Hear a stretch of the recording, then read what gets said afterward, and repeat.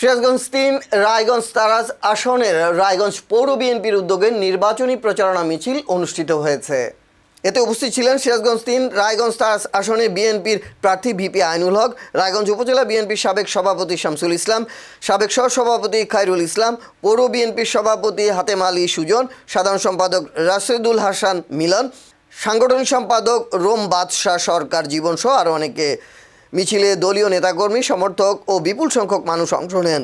বিভিন্ন শ্রেণী পেশার মানুষের স্বতঃস্ফূর্ত উপস্থিতি ছিল চোখে পড়ার মতো।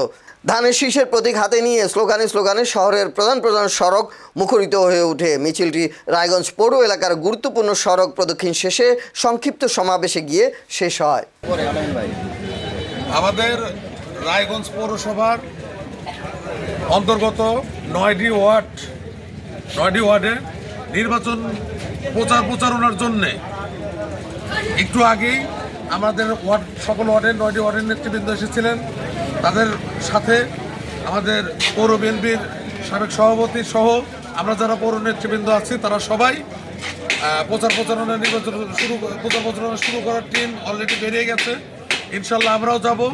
ইনশাল্লাহ সবাই মিলে আমরা বিএনপির জন্য কাজ করব, আইনুল ভাইয়ের জন্য কাজ করব, সবাই মিলে তার জন্য দোয়া করব। আমরা যেন সর্বপ্রচেষ্টায় আইনুল ভাইকে বিপুল ভোটে রায়গঞ্জ পৌরসভা থেকে ধানের শীষে বিজয় করতে পারি, এই দোয়া, এই সহযোগিতা সবার কাছে চাইছি।